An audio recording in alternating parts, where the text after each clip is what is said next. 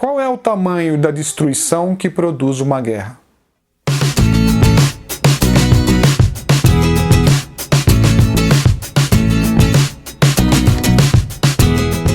Olá pessoal, tudo bem? Eu sou Daniel Pedrosa, escritor de literatura de ficção e fantasia, e esse é mais um Literatura na Prática. Hoje falando aí de Terra Sonâmbula, um livro aí de Mia Couto, um livro que é indicado aí, pela FUVEST para os vestibulares, participou acho que 2 vestibulares, ainda vai participar desse ano, talvez também do ano que vem. Então é um livro aí muito importante para ser lido, e como todo livro que é indicado para vestibular, é um grande livro, é uma obra aí com muito conteúdo e muita informação. Vamos falar um pouquinho dele aqui, vamos falar um pouquinho da história, vamos falar um pouquinho, avaliar aí o que essa história, o que tem por trás dessa história, que é uma grande história, e vamos falar bastante aí do que pode ser aí abordado por esse livro. Para começar, é importante para poder compreender mais esse livro, para entender como que esse livro, qual o peso que esse livro tem, como é que essa obra, o que está por trás dessa obra. É muito importante você conhecer e saber um pouquinho sobre o autor.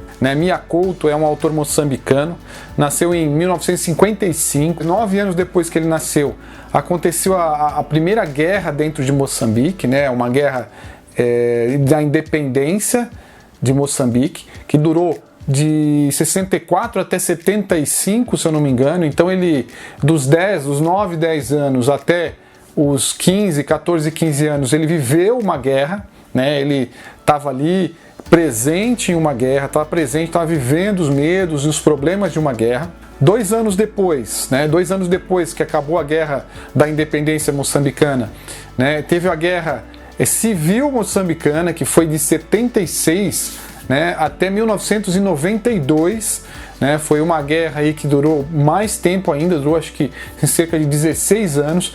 Então o Mia Couto, ele viveu aí praticamente dos 9 aos 30 anos presenciando guerras no seu país.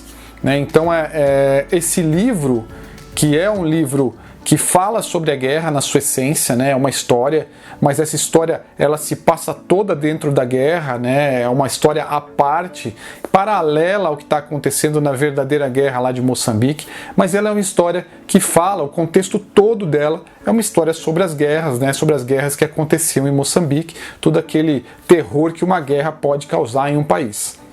Bom, o estilo desse livro é um estilo de realismo fantástico, então ele mistura muito aí a realidade do que acontece com o personagem ali no dia a dia, ali nos bastidores da guerra, e também traz muitos elementos fantásticos aí, feiticeiros, bruxos, alguns espíritos que aparecem, algumas lendas folclóricas. Então o livro ele é muito forte nesse sentido.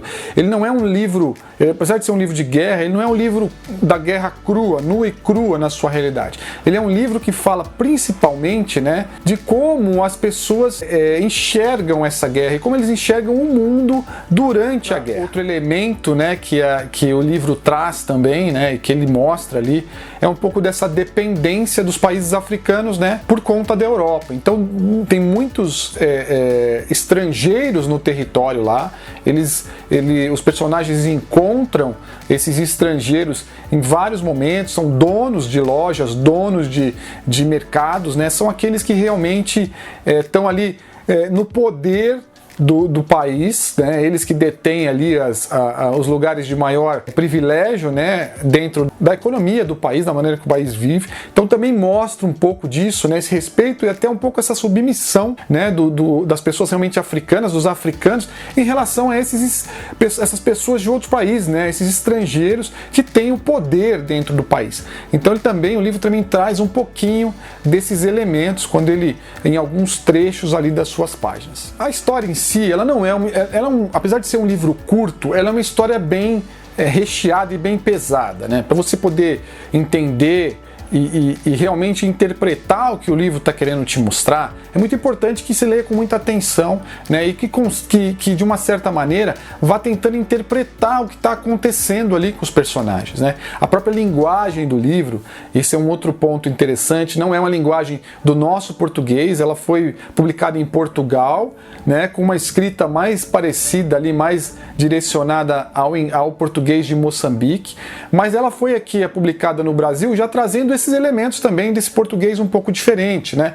Então ele tem palavras que a gente desconhece, né? Tem formulações de frase em que o sujeito troca de posição ali, né? Com os outros elementos ali da frase, e você fica às vezes assim, soa meio estranho a forma com que é falado, a forma com que é apresentado o texto, mas isso também foi bom de ser mantido no texto, né? O texto original, até para a gente se sentir realmente enxergando o que aconteceu lá dentro de Moçambique, né? O que os personagens estavam vivendo dentro da sua realidade, dentro da sua cultura. Então o livro também tem esse ponto em que a gente começa a enxergar a cultura até da forma com que os personagens falam, até a forma com que o livro foi escrito. Então isso também é um elemento que pode ser explorado, né? De como a própria linguagem do texto, ela remete a gente, né, ao país de origem, ali onde tudo aconteceu. Bom, a história começa, né, com um velho e um jovem, né, o velho é o Tuair e o jovem é o Muindinga, né, eles estão caminhando ali, né, em meio à guerra, em meio às cidades destruídas, em meio ali à fome, em meio a tantos perigos, e eles encontram um carro, né, Muximbombo, que chama o carro, que é um carro que pegou fogo, né? Esse carro na verdade é como se fosse um ônibus, um micro-ônibus, alguma coisa assim. Ele tem gente morta lá dentro, ele está incendiado. Eles começam a limpar esse carro para tentar dormir lá dentro, né, para poder ter um lugar para se esconder, um lugar onde eles possam ali ficar abrigados. E ali eles encontram uma mala com cadernos, né? Esses cadernos passam a fazer parte da história junto com o Mundingo e Tuair, né? O garoto, que é quem sabe ler, ele pega os cadernos e começa a se interessar em ler aquela história que está descrita nos cadernos. E aí o livro é muito interessante, porque ele começa a se alternar. Então o formato do livro, né, às vezes falado em primeira pessoa, às vezes falado em terceira pessoa, é outro elemento importante da história. Porque o capítulo em si, né, o título como capítulo, é a história do Muindinga e do Tuair.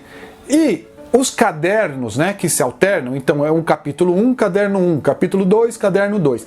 Os cadernos e os capítulos são narrados por pessoas diferentes. Então, o capítulo é narrado, né, por Muindinga e por Tuair, né, e os cadernos é por Kinzu, que é um outro rapaz que vive uma vida num momento diferente da deles, né, talvez antes da vida que eles viveram, depois a gente vai percebendo isso na história. Então ele vive uma vida antes do momento que eles viveram, e eles encontram esses cadernos e começam, né, o Muindinga começa a ler a história. Bom, a partir daí, né, a gente acompanha a história de Muindinga e Tuair. Eles começam a ler os livros, entre essas leituras do livro, né, eles começam a enfrentar alguns desafios. Então eles têm que se alimentar, aparece uma cabra, eles pensam em matar essa cabra, mas eles não conseguem, a cabra acaba fugindo, né, e eles leem, durante a noite leem um pouco desses capítulos. O velho é um velho sábio, né, o garoto é um garoto que tem amnésia, ele não se lembra do seu nome, ele não se lembra dos pais. Em compensação, o velho recolheu ele, né, de algum lugar que ele estava perdido, e o velho ele tem uma sabedoria popular, ele não é um sábio, não sabe nem ler na verdade, mas a sabedoria popular dele é muito grande. Ele conhece as histórias, ele conhece as lendas, conhece como é que o mundo funciona baseado nessas lendas. Então ele vai meio que educando o Muindinga, né, vai criando o Muindinga ali ao seu jeito, à sua moda, e o garoto vai vivendo com ele como um grande mestre ali, né, como um pai. Em algumas vezes tenta chamar ele de pai, mas ele não quer que o garoto chame ele de pai, então ele tem um pouco dessa questão, permite que ele até o chame de tio em alguns momentos, mas pai jamais. Então eles têm uma relação, né, muito carinhosa ali, né, muito vivem ali como se fossem cúmplices ali, né, daquela vida difícil e cheio de desafios que eles encontram em meio à guerra, em meio à fome, encontram pessoas que estão loucas, encontram pessoas ali passando que querem roubá-los. Então eles têm muito, durante todo esse período do livro, né, em que se contam os capítulos, as histórias dos capítulos, que são dos dois, mostra toda essa dificuldade que eles enfrentam durante a guerra.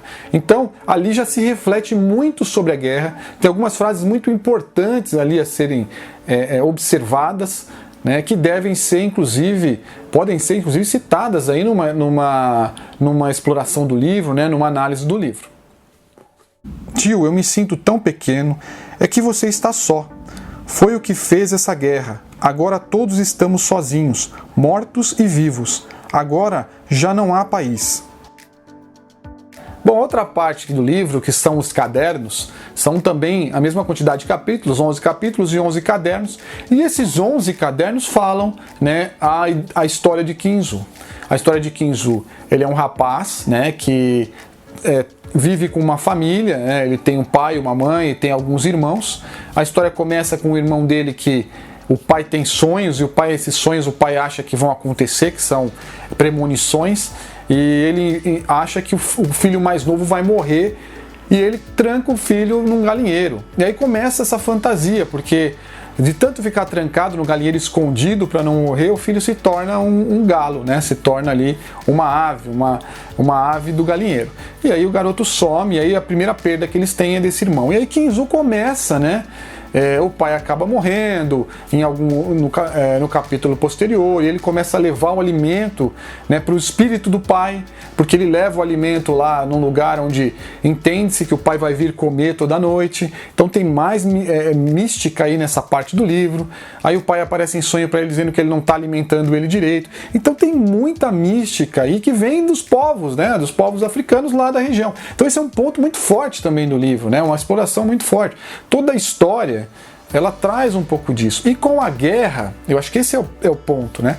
Com a guerra, esses elementos, né, essas coisas mais místicas, né? Esse acreditar em alguma coisa que pode não ser verdade, né, que vem aí do misticismo, tá ligado à esperança que as pessoas têm em meio a todo o desespero da guerra.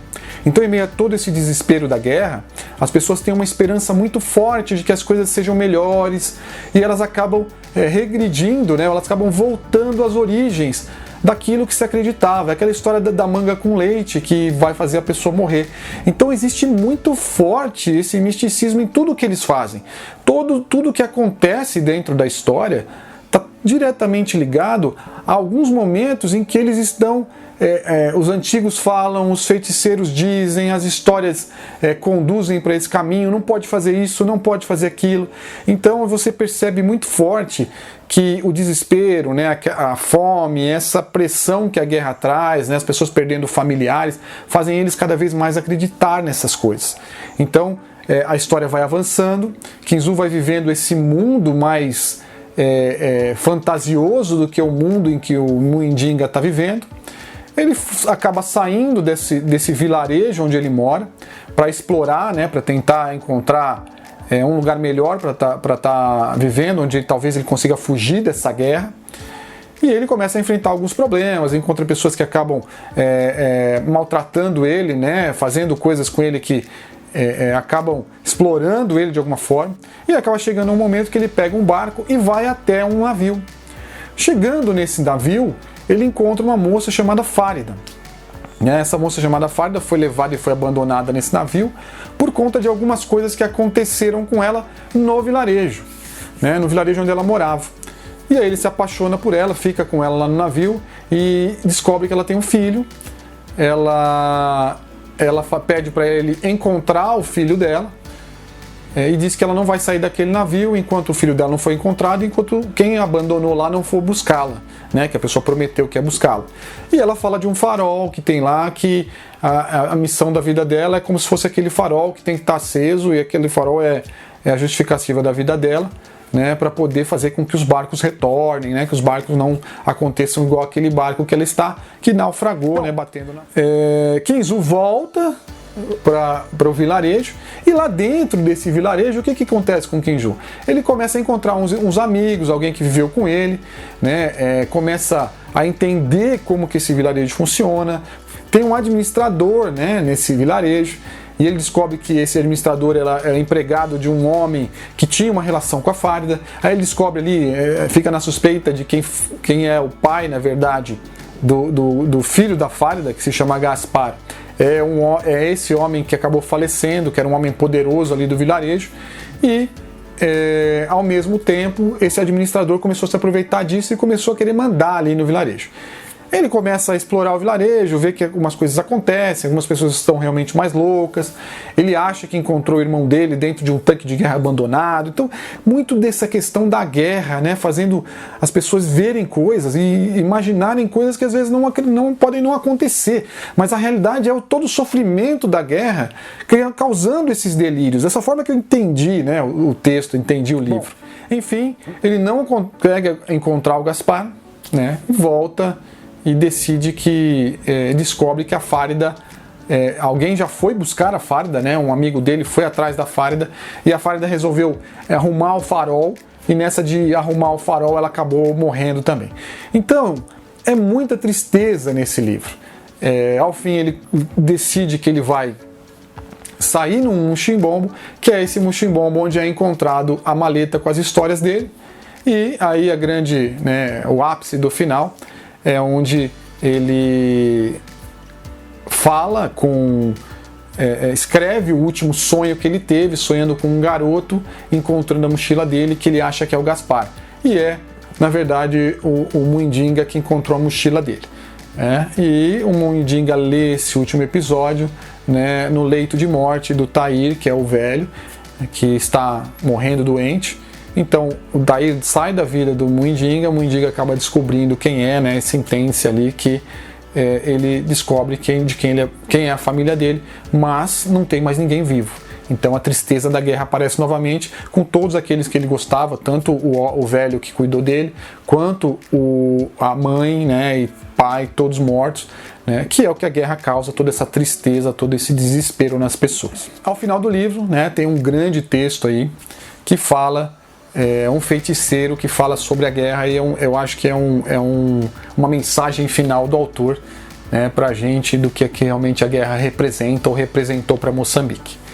Enfim, gente, é um excelente livro, é um livro denso que é necessário ler com calma, né, com tranquilidade, mas é um livro que, assim, quem vai fazer a FUVEST vale muito a pena ler, porque vai usar essa história na prova, com certeza, mas quem não vai fazer FUVEST também vale a pena ler, porque é uma grande história, uma história que tem muito sentimento dentro, né? Tem uma história que tem fantasia e realidade misturadas, e que realmente mostra aí o quanto uma guerra pode ferir um país e ferir muito mais, né, as pessoas daquele país, e faz com que elas carreguem sentimentos para toda a vida e até mesmo por gerações. Então é isso, pessoal, acho que é isso que eu estou para falar desse livro. Acho que o vídeo vai ficar um pouco grande, mas a ideia é essa, é tentar passar o máximo de mensagem que eu puder nesse livro. Espero que tenham gostado. Sigam o canal aí, se inscrevam para novos vídeos, para falar de livros, tanto da FUVEST quanto outros livros que são legais de ler. Qualquer dúvida, deixem seus comentários que eu respondo aí, e até a próxima história.